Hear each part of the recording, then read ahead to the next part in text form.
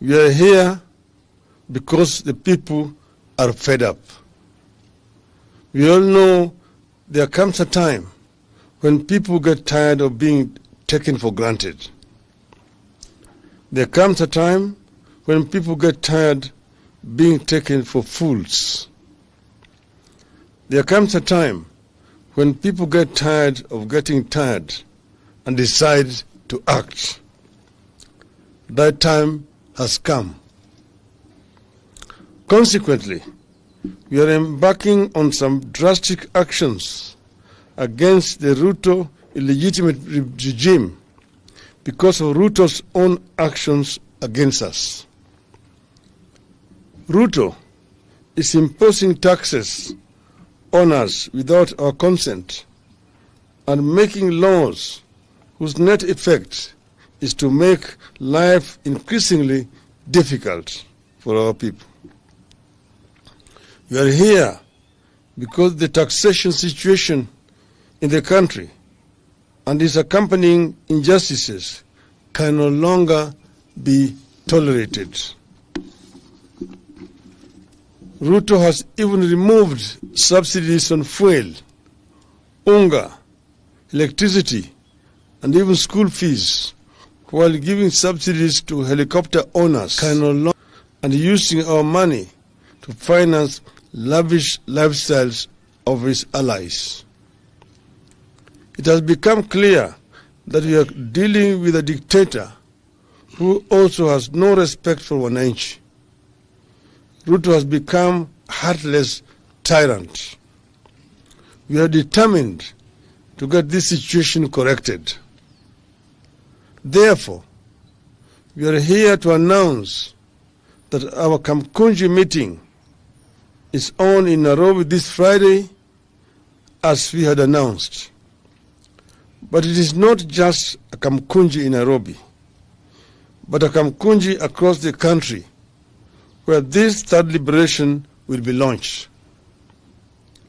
On that day, 7th July 2023, that this coming Friday, among other activities, we will launch a signature collection to signify our rejection of Kenya Kwanza illegitimate regime and its policies, especially the punitive taxes. As we speak, fuel, food, fare are all going up in prices.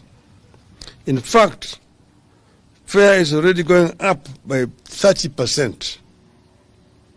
Fellow Kenyans, as a people, we are not given to suffering in silence. We don't kneel before dictators and beg for their mercy. Even the few who do still suffer humiliation and even death. So we fight. We express ourselves loudly and clearly on issues affecting us. So we have got to fight, and that fight begins on this Friday. We need unity now more than ever. United, we can get many of the things that we not only desire, but which we justly deserve. From Friday, let's proceed with bold determination that we are going to stick together. We are going to work together. Let us stay with this fight until the end. We abhor violence. By embarking on pickets, protests, tax boycotts, and civil disobedience, we are not in any way advocating violence. We have never advocated violence in the past. We will never advocate it now or in the future. We believe in the law and the rule of law and will act within the law. But only weapon that we have in our hands is our sovereign power to picket, to protest, boycott, and embark on civil disobedience. And we begin this on Friday, July the 7th. And fellow Kenyans, we want you to know that we are right, we are not wrong. By resorting to civil disobedience and protests, we can't be wrong unless the law itself is wrong. The same law that sets up the governments and its institutions like parliament, the courts, the police, etc., allows us to picket, to protest, and engage in boycotts and present petitions. We are not wrong. We are acting within the law, and we expect nobody to frighten us.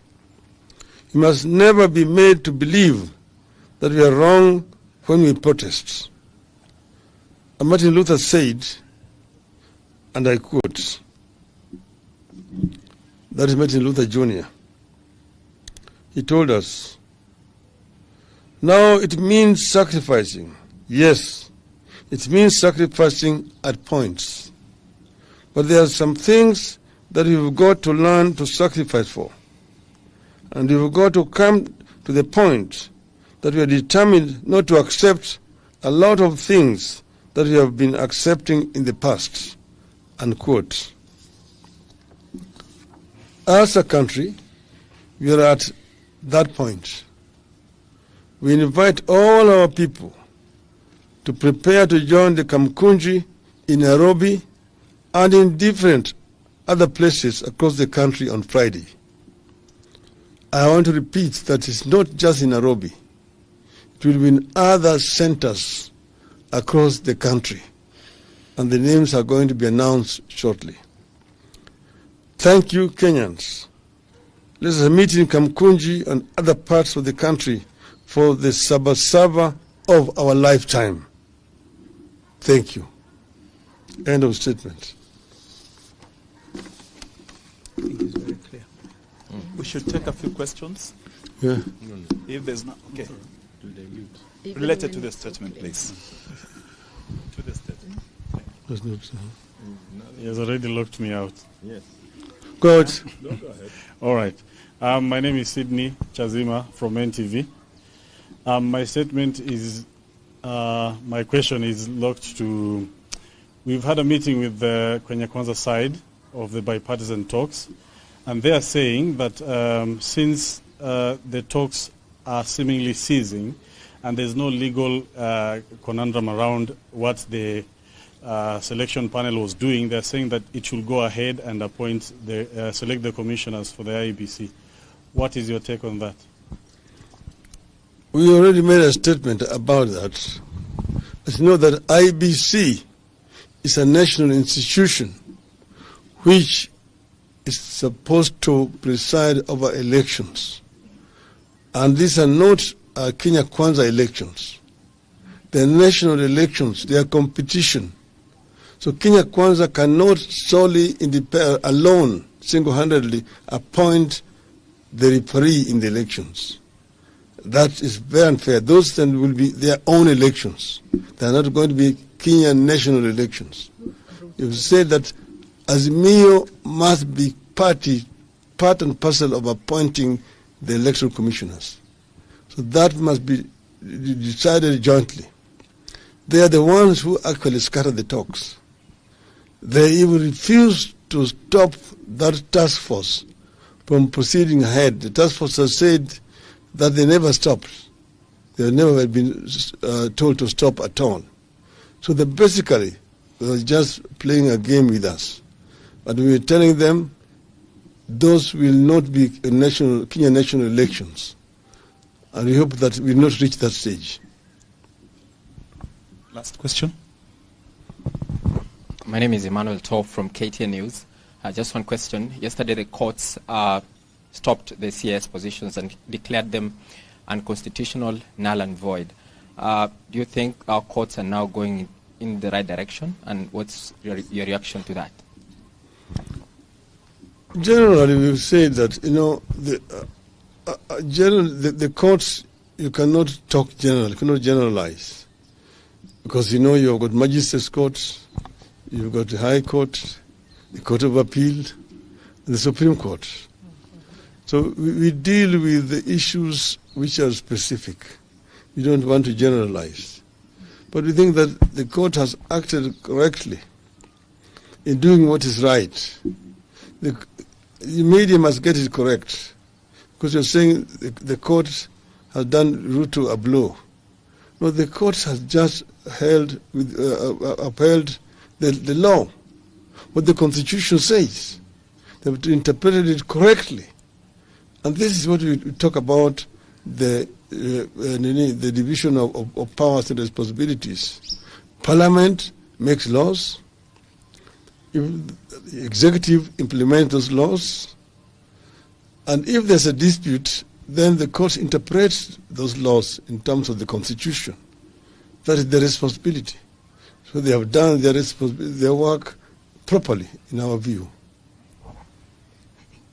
Thank you. I think let's call it a day. We are going to give you copies of the statement. Asanteni sana.